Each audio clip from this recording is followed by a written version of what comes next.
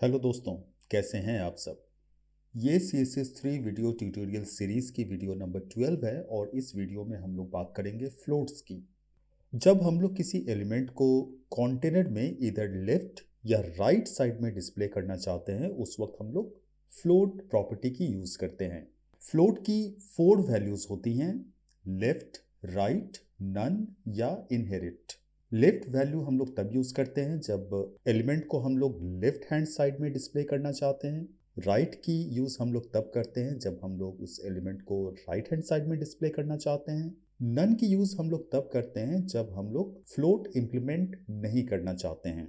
Inherit हम लोग तब यूज़ करते हैं जब हम लोग चाहते हैं कि वो एलिमेंट अपने पेरेंट एलिमेंट की फ्लोट वैल्यू को इनहेरिट करे। तो चलिए चलते हैं प्रैक्टिकल की तरफ और समझते हैं डिटेल में। फ्लोट समझने के लिए सबसे पहले हम लोग एक डिव क्रिएट करते हैं। तो मैं यहाँ पे लिख रहा हूँ डिव और मैं क्लास नेम दे रहा हूँ div1।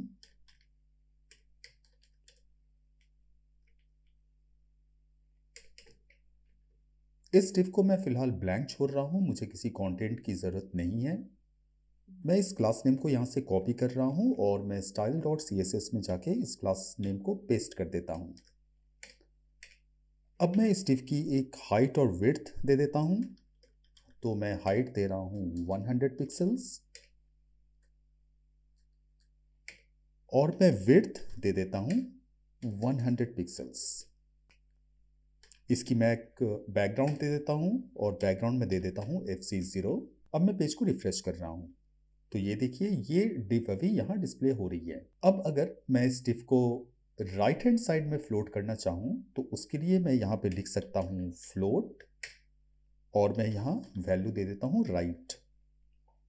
अब मैं पेज को रिफ्रेश करता हूँ तो ये देखिए ये राइट हैंड साइड में फ्लोट हो गई है। और अगर मैं इसे लेफ्ट हैंड साइड में फ्लोट करना चाहूँ तो मैं यहाँ पे वापस से लेफ्ट लिख देता हूँ और मैं पेज को रिफ्रेश करता हूँ तो लेफ्ट हैंड साइड पे आ गई। अगर हम लोग चाहते हैं कि कोई फ्लोट वैल्यू यहाँ इंप्लीमेंट ना हो तो हम लोग यहाँ पे नन लिख सकते हैं। जब हम लोग नन करके रिफ्रेश करेंगे तो ये लेफ्ट हैंड साइड पे ही रहेगी। तो नन इसकी डिफ़ॉल्ट वैल्यू होती है। अगर हम लोग इस स्टेटमेंट को यहाँ ना लिखें, अगर मैं इसे कमेंट कर लेता हूँ, अगर मैं इस स्टेटमेंट को इम्प्लीमेंट नहीं करता हूँ तो भी ये लेफ्ट हैंड साइड पे ही डिस्प्ले होगी, यानी ये पोजीशन डिफ़ॉल्ट पोजीशन होती है। अब मैं आपको बताता हूँ कि इनहेरिट क्या होती है। तो इनहेरिट के लिए मैं div1 के अंदर मैं एक और div ले लेता हूँ और इसकी नेम मैं दे देता हूँ div2।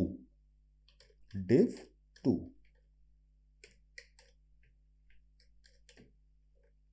इसे भी मैं ब्लैंक ही छोड़ रहा हूँ, मुझे किसी टेक्स्ट कंटेंट की ज़रूरत नहीं है। अब मैं div2 की स्टाइलिंग कर लेता हूँ तो मैं यहाँ पे लिख लेता हूँ div2 और मैं यहाँ से कुछ प्रॉपर्टीज कॉपी कर लेता हूँ। इसकी हाइट में 100 रहने देता हूँ, विड्थ में 100 रहने देता हूँ और बैकग्राउंड कलर में चेंज कर देता हूँ ब्लैक में। और div1 की विड्थ मैं थोड़ी बड़ी कर लेता हूँ, मैं इसे कर देता हूँ 300। अब मैं पेज को रिफ्रेश करता हूँ तो ये देखिए ये येलो में आपको जो दिख रही है ये div1 है और ये ब्लैक में आपको जो दिख रही है ये div2 है। तो div1 div2 की पेरेंट div है, यानी अगर मैं आपको इंस्पेक्ट एलिमेंट करके दिखाऊं, ये आप देख सकते हैं पहले div1 आ रही है, फिर div1 के अंदर div2 आ रही है, यानी div1 div2 की पेरेंट एलिमेंट है। तो अभी मैंने यहाँ पे कोई फ्लोट इंप्लीमेंट नहीं की है तो ये बाय डिफ़ॉल्ट ये लेफ्ट हैंड साइड पे डिस्प्ले हो रही है। अगर मैं div1 की फ्लोट को अनकमेंट कर देता हूँ और मैं यहाँ लिख देता हूँ फ्लोट राइट तो ये राइट हैंड साइड पे डिस्प्ले होगी। ये देखिए ये राइट हैंड साइड पे अब डिस्प्ले हो रही है इसलिए कि हम लोगों ने div1 को फ्लोट राइट कर दिया है। मगर div2 अभी भी अपने पेरेंट कंटेनर की लेफ्ट हैंड साइड पे ही डिस्प्ले हो रही है। अगर मैं div2 में एक फ्लोट दे दूं, मैं यहाँ पे फ्लोट राइट दे रहा हूँ तो अपने पेरेंट कंटेनर की ये राइट पे डिस्प्ले होगी। ये देखिए राइट पे डिस्प्ले हो रही है। अगर मैं चाहता हूँ कि ये इनहेरिटेड हो जाए अपने पेरेंट की डिव से तो मैं यहाँ पे कर देता हूँ इनहेरिट। और मैं पेज को रिफ्रेश करता हूँ। अब div1 में जो फ्लोट की वैल्यू है, div2 में वही वैल्यू इंप्लीमेंट हो जाएगी।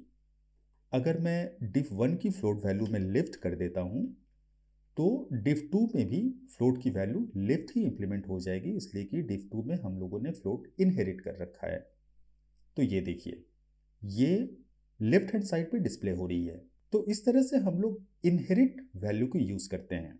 अब आपने फ्लोट समझ लिया, लेकिन अब मैं फ्लोट में एक इश्यू के बारे में बताता हूँ। तो उसके लिए मैं div2 को यहाँ से रिमूव कर देता हूँ, मुझे अब इसकी ज़रूरत नहीं है। और मैं इसके नीचे div1 के नीचे मैं एक दूसरी div ले रहा हूँ, div क्लास, और मैं इसकी नेम दे देता हूँ कंटेंट div। ये नेम्स बस मैं एग्जाम्पल के लिए ले रहा हूँ। आप जब प्रोजेक्ट पे काम करेंगे तो आप अपने हिसाब से क्लास नेम रखेंगे। और मैं यहाँ पे एक पैराग्राफ टेक्स्ट ले लेता हूँ और मैं यहाँ पे कुछ कंटेंट लिख लेता हूँ। This is a paragraph text.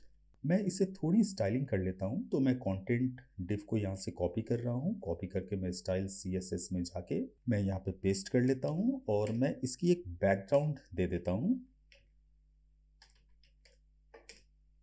इसकी बैकग्राउंड में दे देता हूँ F66 और इसे मैं थोड़ी सी पैडिंग दे देता हूँ, पैडिंग 5 पिक्सल्स। मैं पेज को रिफ्रेश कर रहा हूँ। अब आप जैसा देख सकते हैं, ये अभी इस div की राइट हैंड साइड पे डिस्प्ले हो रही है। तो मैंने div1 को, ये येलो देख रहे हैं ये div1 है और ये पिंक आप देख रहे हैं ये कंटेंट div है। तो मैंने div1 को यानी येलो div को मैंने फ्लोट लेफ्ट कर रखा है, मगर मैंने कंटेंट div में कोई फ्लोट नहीं लगाई है। मगर फिर भी ये इसके बगल में डिस्प्ले हो रही है। तो मैं इसी इश्यू के बारे में आपको बताना चाह रहा था। इस इश्यू को हैंडल करने के लिए हम लोग क्लियर की यूज करते हैं। तो मैं कंटेंट div में मैं यहाँ पे लिख रहा हूँ क्लियर और मैं यहाँ पे लिख लेता हूँ क्लियर लेफ्ट। अब जब मैं पेज को रिफ्रेश करूँगा ये नीचे आ जाएगी। ये देखिए अब ये नीचे आ गई, यानी इसकी जो स्पेस है वो क्लियर्ड हो गई। अगर मैं यहाँ पे div1 पे अगर मैं फ्लोट राइट देता हूँ तो फिर ये क्लियर लेफ्ट यहाँ काम नहीं करेगी। देखिए ये अभी यहाँ काम नहीं कर रही है, इसलिए कि हम लोगों ने कंटेंट div में क्लियर लेफ्ट दे रखा है, मगर div1 में हम लोगों ने फ्लोट राइट दे रखा है। तो कंटेंट div में भी हमें क्लियर राइट देनी पड़ेगी ताकि वो राइट हैंड साइड की स्पेस को क्लियर करे। तो देखिए जब मैं क्लियर राइट कर रहा हूं तो ये अभी प्रॉपर्ली डिस्प्ले हो रही है। क्लियर की एक और वैल्यू होती है बोथ। अगर मैं बोथ करता हूं तो फिर इससे पहले वाली div फ्लोट राइट रहे या फिर फ्लोट लेफ्ट रहे, कंटेंट div ऑलवेज क्लियर्ड रहेगी। तो आप देख सकते हैं मैंने ब्राउज़र को रिफ्रेश की और ये अभी भी प्रॉपर्ली डिस्प्ले हो रही है। div1 को अगर मैं फ्लोट लेफ्ट कर देता हूँ तब भी ये प्रॉपर्ली डिस्प्ले होगी, इसलिए कि हम लोगों ने कंटेंट div में क्लियर बोथ कर रखा है। ये देखिए ये अभी भी प्रॉपर्ली डिस्प्ले हो रही है। क्लियर की एक और वैल्यू होती है नन। अगर मैं नन करता हूँ तो यानी कोई भी क्लियर काम नहीं करेगी। ये देखिए ये क्लियर की वैल्यू नन हो गई, ये डिफ़ॉल्ट वैल्यू होती है। अगर मैं क्लियर नन ना भी दूँ तो कोई फ़र्क नहीं पड़ता है।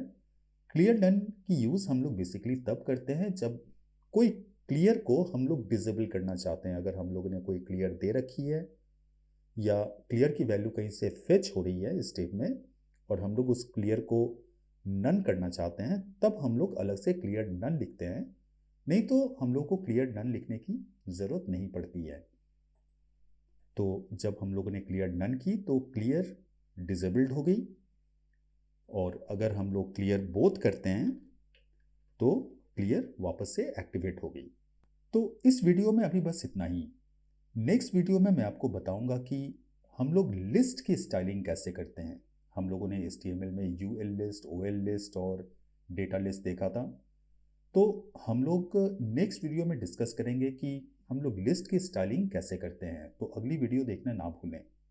अगर आपको ये वीडियो अच्छी लगी हो तो आप इसे प्लीज़ लाइक और शेयर करें और मेरे चैनल को सब्सक्राइब करें। धन्यवाद।